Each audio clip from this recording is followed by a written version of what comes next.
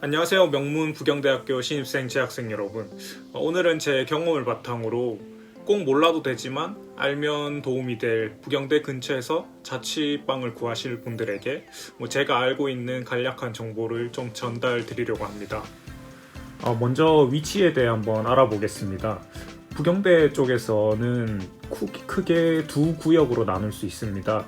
그 사진에 보다시피 부경대학교 정문 쪽 구역과 후문 쪽 구역으로 나눌 수 있습니다.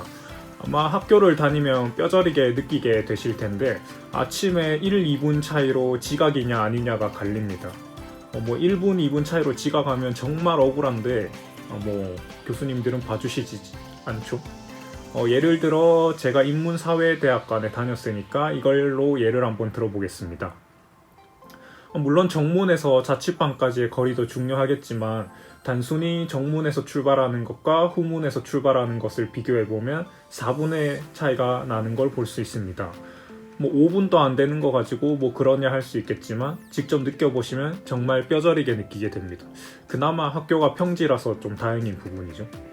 근데 이거를 공과대학교로 예를 들어보면 차이가 더 확연하게 벌어집니다. 이번에 용당 캠퍼스에 있던 공과들이 대연으로 대부분 내려온 걸로 알고 있습니다. 공대는 정문에서 걸어가면 6분인데 공학관 뒷길을 이용하면 시간이 더 단축됩니다. 하지만 후문에 자취방을 구하셨다면 걸어오는 데만 후문에서만 14분이 걸리죠. 이 차이는 정말 큽니다. 재학생분들은 아마 이를 고려해서 방을 구했겠지만 신입생분들은 자신들 학과 건물의 위치를 잘 보고 어느 구역에 방을 구할 것인지 결정하시길 바랍니다. 제가 느껴본 결과 무조건 가까운 게 장땡입니다. 위치는 이렇게 보시고 다음으로 금액적인 부분 한번 보겠습니다. 아마 헤라 팰리스에 사는 분 아닌 이상 금액적인 부분이 가장 중요하겠죠. 주거 형태에 따라서 기숙사, 원룸, 오피스텔 해서 한 달에 어느 정도 비용이 들어가는지 한번 같이 보시겠습니다. 먼저 기숙사부터 보겠습니다. 부경대학교에는 2개의 학교 기숙사와 사학재단에서 운영하는 1개의 행복 기숙사가 있습니다. 사진을 같이 한번 보시죠.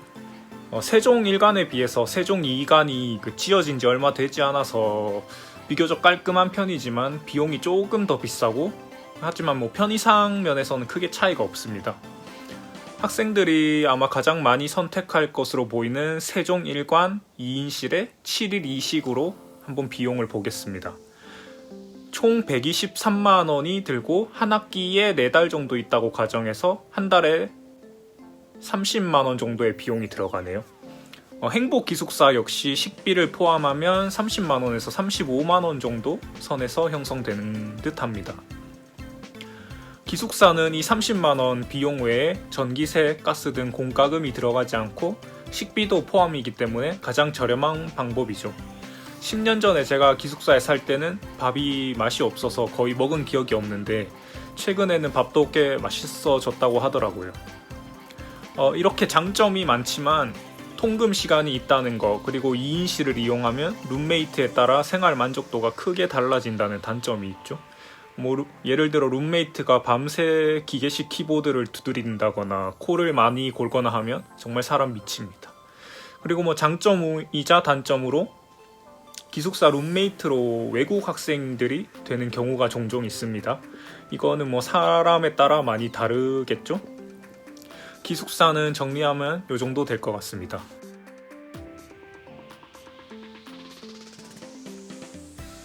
다음으로 보실 곳은 아마 가장 많은 분들이 원하시고 선택하게 되실 원룸입니다. 최근까지 제가 원룸을 보러 다녀본 결과 대부분 보증금이 300에서 500 사이고 월세는 30만원, 35만원, 40만원 정도로 그 원룸의 급이 나누어지는 것 같았습니다.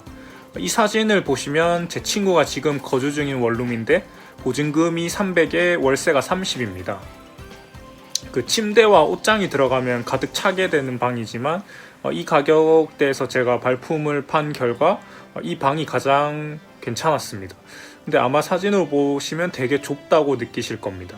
직방이나 다방 등의 저렴한 월세로 정말 좋은 집이 올라와 있다면 아마 허위 매물일 확률이 아주 높습니다. 사진으로 보시는 이 정도 원룸이 이 가격대의 현실이라고 보시면 될 것 같습니다. 다음으로 월세가 35만원 정도로 올라가면 조금 원룸다운 원룸을 구할 수 있습니다. 신축까지는 힘들겠지만 구축 건물에 침대를 놓고도 어느 정도 공간이 확보되는 원룸입니다. 대연동의 원룸들은 대부분 이 정도 월세로 형성되어 있는 것 같습니다. 다음으로 월세를 40만원 정도까지 생각하시면 비교적 신축의 깔끔한 원룸을 구할 수 있습니다. 여기에 보증금을 조금 더 높이면 깔끔한 오피스텔까지도 구할 수 있는 가격이죠. 하지만 좀 부담되는 가격이긴 합니다. 참고로 이 금액대에 복층 원룸도 꽤나 많이 구할 수 있는데 그건 정말 비추천드립니다. 전기세, 가스비는 일반 원룸의 2배 이상이고 화장실 올라갔다 내려갔다 하는 것도 힘들고 결국 복층은 아마 창고로만 사용하게 될 것 같습니다. 또 대부분 부동산을 통해서 원룸을 구하실 텐데 이 종종 중개 수수료를 좀 터무니없이 많이 받는 경우가 있습니다. 네이버에 꼭 부동산 수수료 계산기 검색해서 내야 하는 만큼만 내셨으면 합니다. 정리를 해보자면 보증금 300에서 500 정도의 원룸에서 자취를 할 경우 월세 35만원, 전기세, 가스비 등 공과금이 5만원 정도에 플러스 식비 정도가 들겠네요.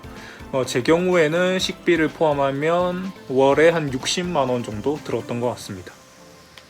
원룸에 사는 거의 장점이랑 단점을 함께 보자면 장점으로는 아마 처음으로 부모님에게서 나와서 자유롭게 좀 대학 생활을 할 수 있다는 점, 그리고 룸메이트가 없으니까 나만의 공간을 가질 수 있다는 점이 되겠네요.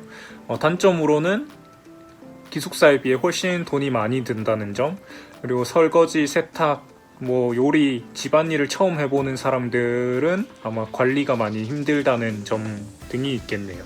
이런 자취방들은 언제 구하는 것이 좋을까요?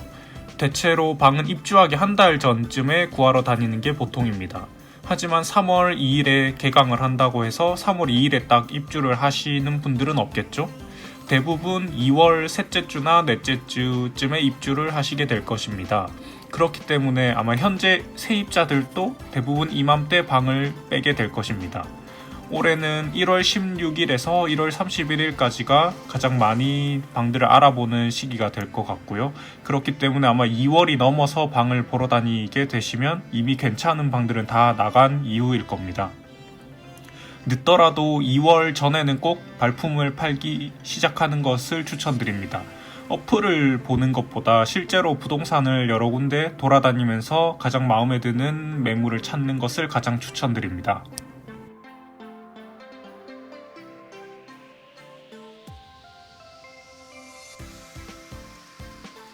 이렇게 부경대학교에서 자취하기에 대해서 간략하게 한번 알아보았습니다. 부경대학교에 합격하신 신입생 여러분들 진심으로 축하드리고 꼭 좋은 방 구하시길 바랍니다. 올해에는 대면 수업을 다시 하게 될지는 모르겠지만 아마 다시 찾아오지 않을 대학 생활을 마음껏 즐기시고 재밌게 보내시고 잊지 않고 공부도 꼭 열심히 하시길 바랍니다. 감사합니다.